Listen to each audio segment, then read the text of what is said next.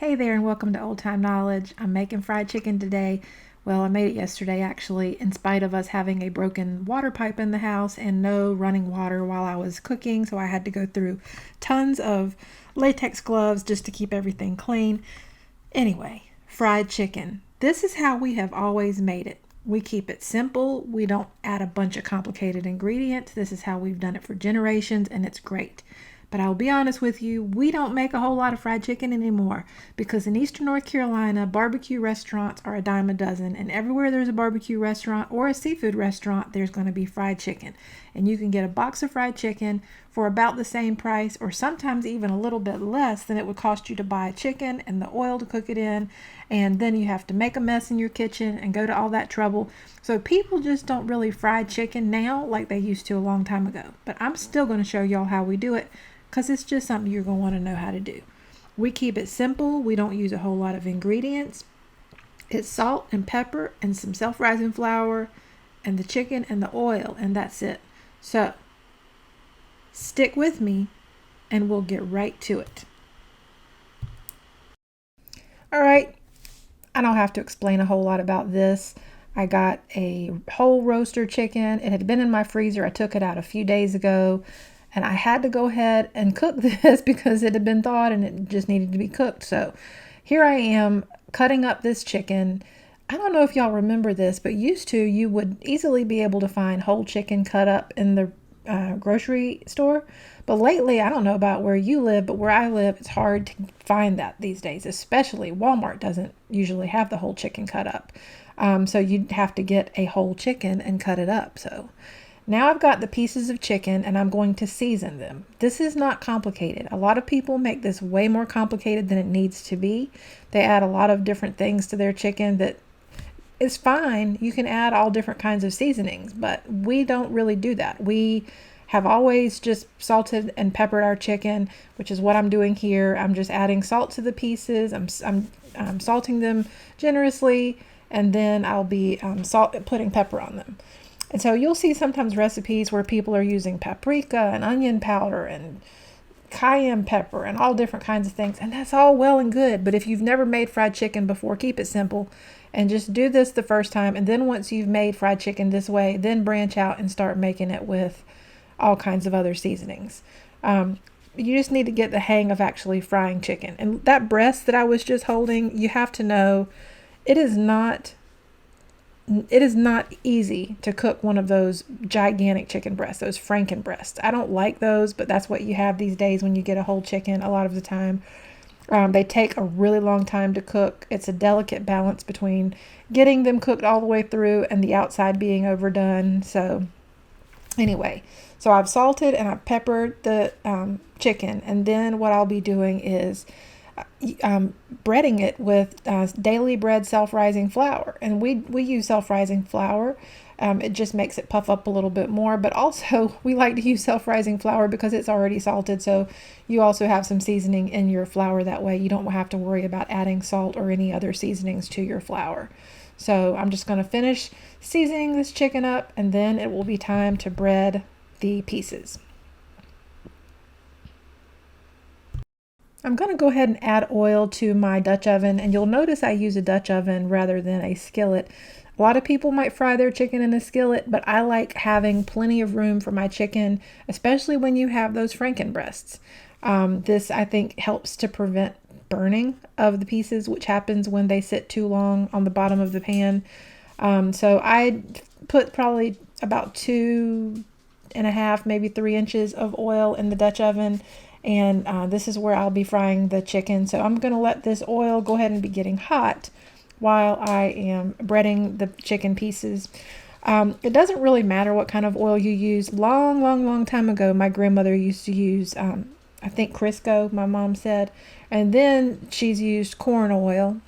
And so that's what she's used in more recent years. I'm just using regular old canola oil. Just use whatever's cheap, whatever you have in your kitchen, and that's fine. I will say I don't recommend coconut oil because it has a low smoke point and just might not work out well. So here I have the seasoned chicken. Normally I like to actually flour my chicken in a paper bag, but unfortunately I don't have any gigantic paper bags. So this time I got a plastic bag from my drawer. I have this bundle of plastic bags that are for loaves of bread. They're wonderful. I use them when I make bread. There's my daily bread self-rising flour. But I'll be using that plastic bag and putting flour in that plastic bag and actually putting my pieces in there. Y'all, this was a trick to do, because with a paper bag, at least it's sturdy, it stands up nice, and you don't have to worry about it being such a mess. And you know what, with the water being shut off and not having any water and having to use gloves for everything, and just knowing we didn't know when we were going to have the water come back on, this was fun. So anyway, here I am just putting all these pieces of chicken in the bag, sort of shifting it around, getting the flour on there. Ultimately, I felt like the bag was getting too full, so I added some flour to the dish, and I just added the chicken pieces in the dish and made sure to coat them really well there in the dish. The main thing is just that each and every piece is covered with flour really, really well, and that is absolutely necessary before you start to fry the chicken. So now I'm going to check the oil. The flour is on the chicken pieces. They're all ready to go. I'm explaining it to you here. You can see I'm moving my hands like I'm telling you something, but basically what I was just saying is the chicken is breaded. It's ready to fry. The oil, I'm going to check it and see if it's hot. And there are, in fact, bubbles coming up from that chopstick. This is my trick I like to use to check and see if the oil's ready for cooking. I'm going to start adding the breasts. I'm going to add the breasts to the oil first and fry those because they're enormous and they're going to take the longest to cook. So I'm just going to go ahead and get those in there. Plus my son loves the breasts. That's what his favorite part is. And so I want to get that done first for him. You see that little saucepan back there that I've got going. That's the innards of the chicken, the gizzard and the heart and those little bits. I like to boil those in a pot when I'm frying chicken, and then my dogs can enjoy eating that later. I'll take the broth that comes from the little heart and those different pieces, and I'll add some rice to it, and my dogs love to have some rice with those little parts. I'll take the bones out, of course, but anyway, that's what's going back there in that pot, so we don't waste anything. Of course, if I was going to roast the chicken, I'd be using those parts to make gravy, but I'm not going to be making gravy for this because it's fried chicken, and we aren't one of those families that eats gravy with our fried chicken.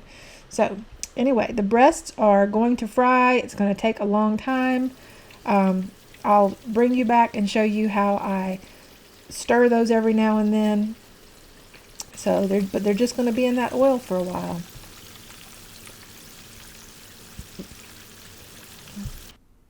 The thing with chicken breasts is they're going to need to cook probably about anywhere from 10 to 15 minutes per side, but you're not going to just let it cook nonstop on one side for 10 to 15 minutes, or you're going to end up with really burnt sides of your chicken. Ideally, you want to be flipping it back and forth while you're cooking it.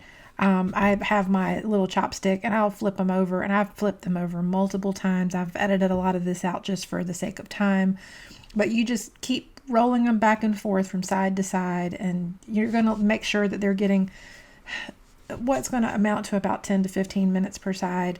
The main thing is you want to check the internal temperature. I love my meat thermometer. You know, back in the day, they didn't use meat thermometers. They would just cook them until they were totally brown. But back in the day, they also didn't have chicken breasts the size of your head. So with mine, I definitely like to get out my meat thermometer once it starts looking like the chicken breast is done.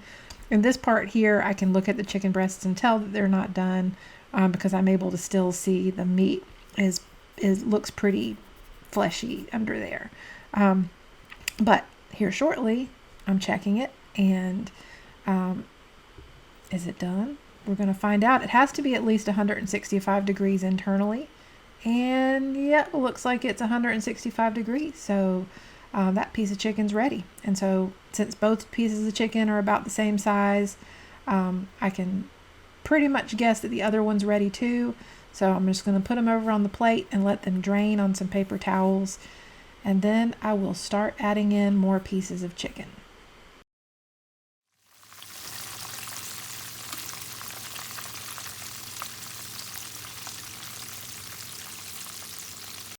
Here are those 2 breasts that are done. They look really good. My son is going to be super happy.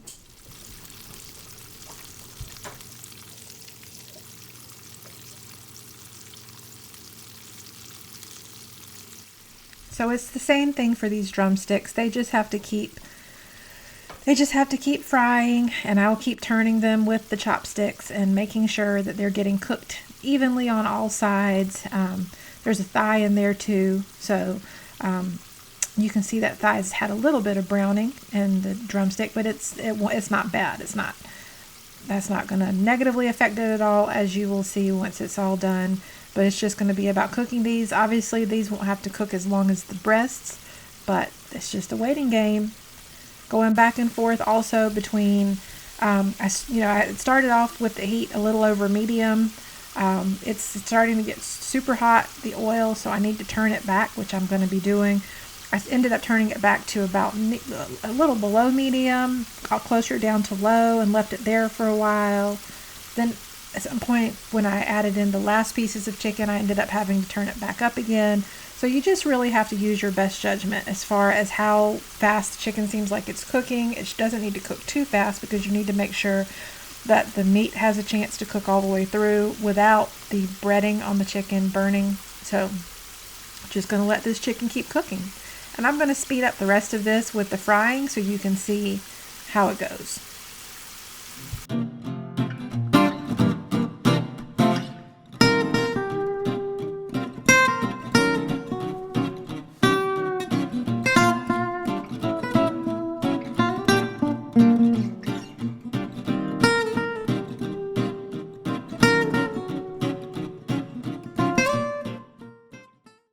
I interrupt this chicken frying to show you that my son came in the kitchen and he had to get a chicken breast, so I'm left with one.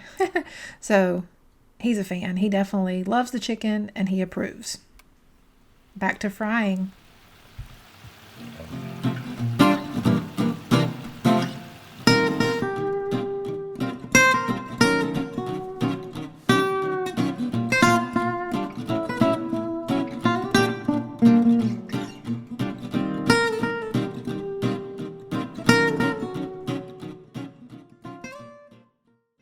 All right, now that I've pulled out some of these other pieces, I just wanted to show you, this is my favorite piece right here, the classic drumstick.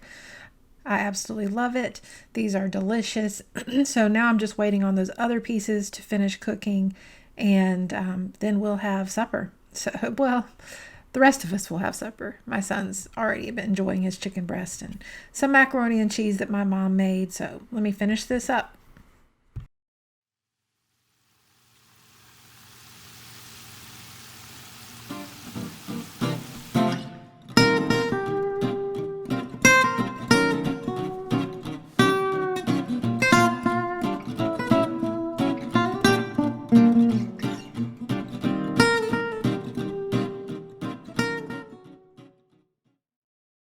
Well, there you have it, friends. Good old fried chicken. Just basic, traditional fried chicken the way my family's made it forever. Just salt and pepper, no fancy spices, no buttermilk soak, none of that. Just straight up fried chicken. I hope you try this, and I hope you'll let me know what you think in the comments below. Thanks so much for watching. Bye-bye.